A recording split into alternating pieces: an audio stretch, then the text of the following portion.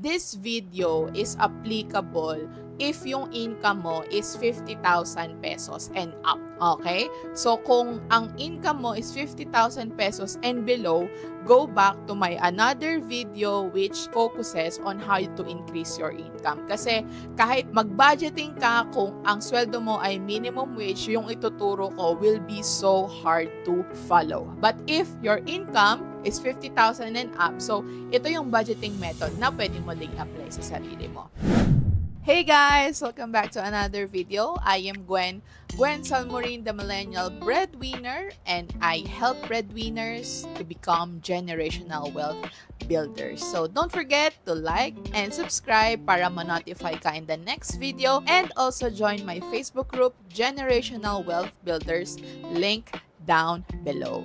Happy New Year! It's 2025 and of course 2025 to start, and may bago tayong budgeting method. Called this the goal-oriented budgeting method. And if nood nyo yung guesting ko with Unang Hirit last year, so makikita nyo rin doon, it will be upgraded version nung shinare ko. Kasi what I have observed for the past year, no, marami pa rin nalilito paano ba i-budget. And nakita ko din how the life of my clients change. So mas in-improve itong goal-oriented budgeting method na ito.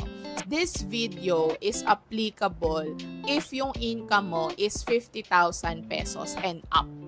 Okay? So, kung ang income mo is 50,000 pesos and below, go back to my another video which focuses on how to increase your income. Kasi kahit mag-budgeting ka, kung ang sweldo mo ay minimum wage, yung ituturo ko will be so hard to follow. But if your income is 50,000 and up, so ito yung budgeting method na pwede mo ding apply sa sarili mo. So, ito yung goal-oriented budgeting method natin.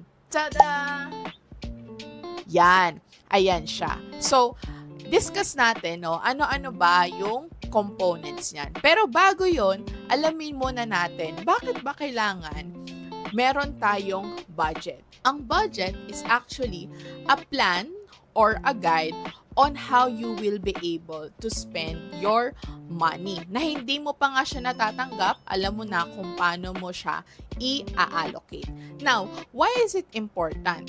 In every aspect of life, di ba, nakita nyo na maganda na may plano ka. Whether it's traveling, in a relationship, in your career, di ba? Kasi kung may plano ka, may guide ka, you know the direction that you are going. For me, no, and also for my clients, naging very effective yung goal-oriented budgeting method na to. Kasi naka-match na siya doon sa mga financial goals na will be able to help you to build a generational wealth.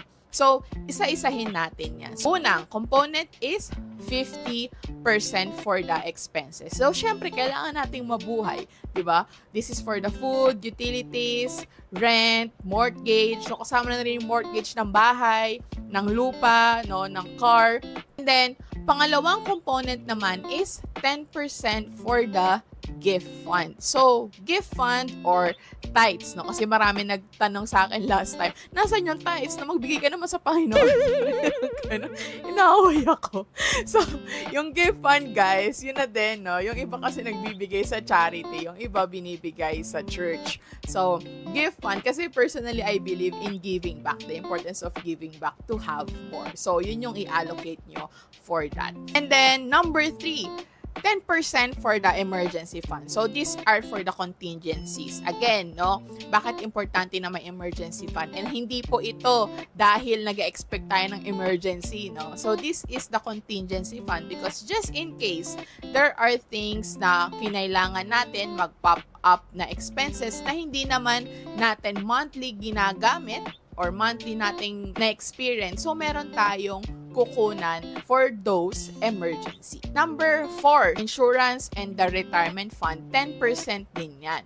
So, insurance, this is for your protection and for your future, and at the same time, for your retirement fund din. Making sure na meron tayong panggastos today, which is the expenses, but at the same time, meron tayong portion dapat na napupunta to protect our income, especially have a health insurance, and of course, have a retirement fund someday, lalo na if you want to have a generational wealth.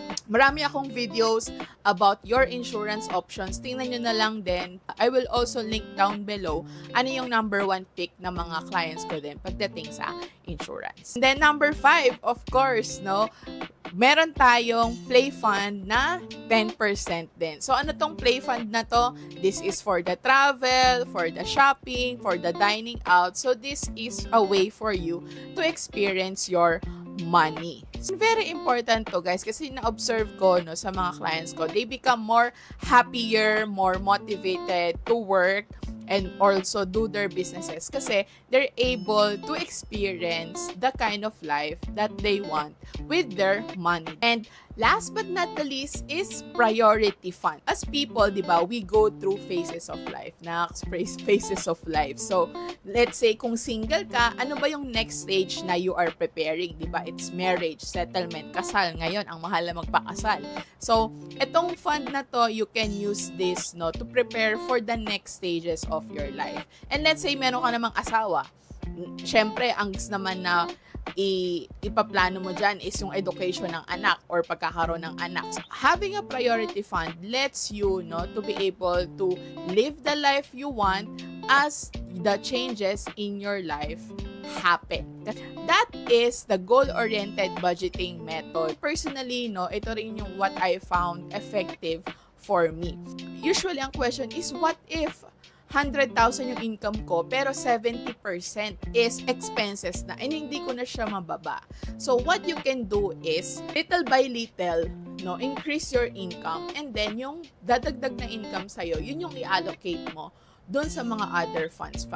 As your income increases, doon mo lagyan ng allocation yung play fund, yung priority fund mo din. So, hindi naman siya, dapat ito na yung meron ka, no? Pero kung you see na tight pa din yung expenses mo, so, as the time goes by, so, pwede mo naman siyang i-adjust that eventually, you will be able to reach yung allocation na 50, 10, 10, 10, 10, 10. So, I hope, guys, this video helped you a lot, especially budgeting this 2025. And I hope, no, yung mga financial goals natin this year will be able to achieve it through following this budgeting method. Thank you, guys. Bye!